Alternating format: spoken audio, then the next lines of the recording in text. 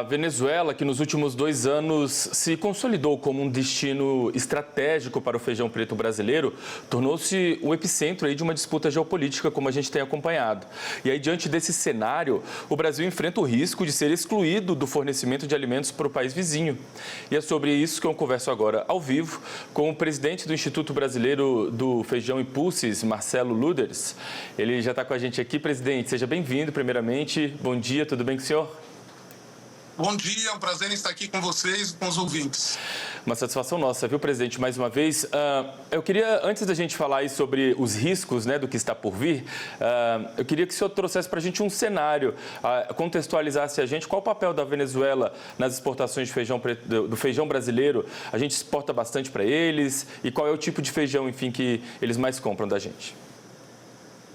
Bom, nós fizemos um esforço bastante grande como cadeia produtiva de comunicar aos produtores a possibilidade que nós tínhamos de deixar de ser importadores de feijão preto, por exemplo, da Argentina, e passar a ser exportadores de feijões. E isso aconteceu pela primeira vez em 2023, quando nós exportamos para a Venezuela, para vários países do mundo, mas a Venezuela foi o maior importador de feijão preto do Brasil em 2024, na verdade. E em 2024 nós exportamos 45 milhões de dólares para aquele país. Então foi uma exportação importante. A Venezuela assumiu o sexto maior, a maior importação do Brasil, sendo aí um player bastante importante. Em 2025 diminuiu um pouco, né? A Venezuela com um pouco de mais problemas, certas dificuldades econômicas já estavam atrapalhando bastante, mas ainda assim foram 13,5 milhões de dólares de feijões para lá. E nós temos algumas operações em andamento, ou seja, negócios que estão sendo embarcados, outros negócios que estavam para ser fechados, e provavelmente com o posicionamento dos Estados Unidos de vincular o apoio econômico à Venezuela à importação de alimentos e fármacos dos Estados Unidos, nós temos aí a possibilidade de perder esse mercado. De um lado, os Estados Unidos é competitivo se ele tem a chave do cofre na mão para a Venezuela, né? Então ele vai dizer da onde e que preço pode ser feito o negócio e, logicamente, eles vão preferir colocar o feijão deles. Por outro lado, o que nós começamos a estudar durante esse final de semana? O fato de que, na medida em que os Estados Unidos vierem a utilizar esse tipo de prerrogativa nas negociações geopolíticas, nós vamos ter a possibilidade de aumentar as exportações para os Estados Unidos. Então, essa é uma possibilidade que se abre diante de um fato, né, que está aí. O fato é que eles vão utilizar esse poder de barganha que tem com os países onde eles têm uma influência grande.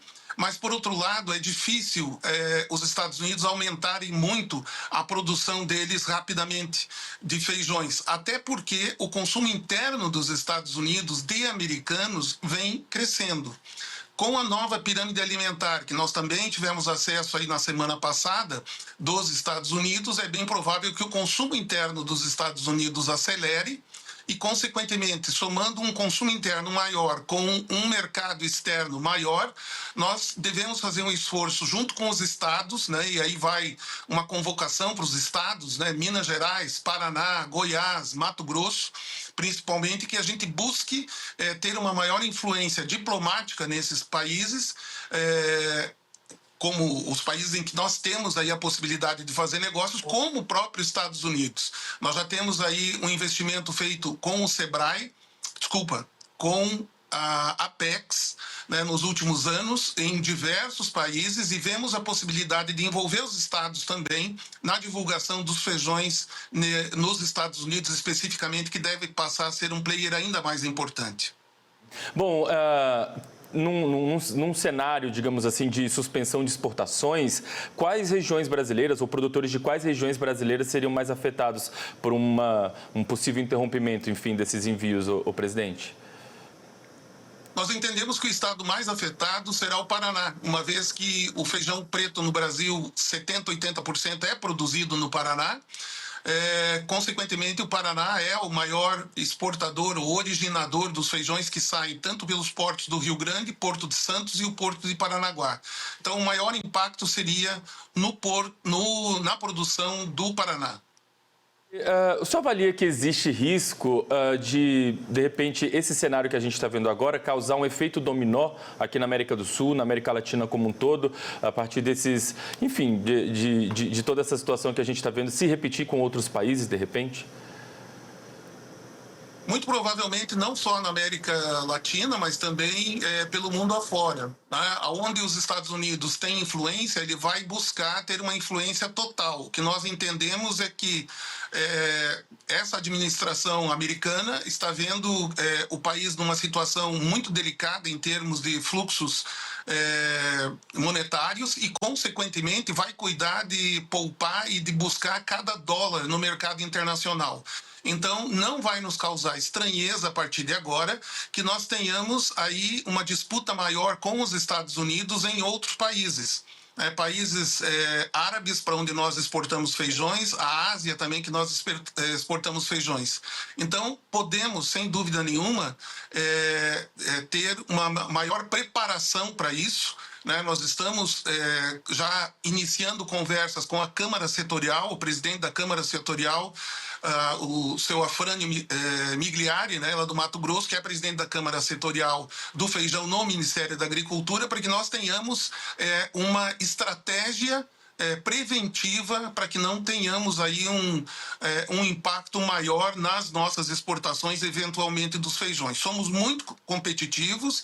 O Brasil exportava 3 cultivares diferentes até 2015. Hoje nós temos 20 cultivares, atingimos mais de 80 países, mas ainda assim é preciso estar alerta e começar a trabalhar preventivamente para que uma ação dessa não cobre um preço muito alto do nosso mercado. Muito bem, presidente. A gente vai acompanhar essa situação, é claro, em diversas oportunidades ainda a gente vai voltar a conversar, mas antes de me despedir, eu quero entrar num outro assunto, aproveitar a sua presença aqui, sua boa vontade também de nos atender hoje, porque na semana passada saiu aí uma notícia de que o feijão tropeiro de Minas Gerais entrou no ranking internacional de gastronomia, ficou em 5º lugar na categoria pratos e vegetais, ali ao lado de pratos italianos, portugueses, da comida indiana, enfim, ficou em 5º lugar como a melhor comida nesse ranking. É muito importante, né? Muito bacana quando uma receita brasileira de feijão entra num ranking internacional. Isso dá muita visibilidade, né, para o nosso feijão. Não resta a menor dúvida. Para nós aqui que conhecemos o tropeiro, não é surpresa, né? Que ele é uma delícia. Sendo avaliado por outros países também, isso traz um impacto positivo. Nós podemos lembrar de que nós não estamos utilizando hoje as questões de terroir, as questões de região de produção, contando a história, né? Então, o prato tropeiro está lá. Ele foi avaliado, sabor, textura, apresentação, e foi bem avaliado. E se nós entregarmos para eles as histórias do feijão tropeiro, da onde que se originou o tropeiro, as rotas do feijão tropeiro no Brasil, o que acontece hoje nessa rota, que tipo de produção é feita, uma produção com muito produto biológico, acabamos de ver, né, o professor comentando a respeito disso. Então, se nós contarmos toda essa história, junto com um prato que já é considerado agora uma das grandes delícias internacionais, sem dúvida nenhuma, nós vamos enriquecer o resultado para o nosso produtor, além do nosso orgulho como brasileiros de vermos o feijão tendo o reconhecimento que merece. É isso aí, presidente. Eu quero agradecer demais a gentileza, viu, de ter conversado com a gente.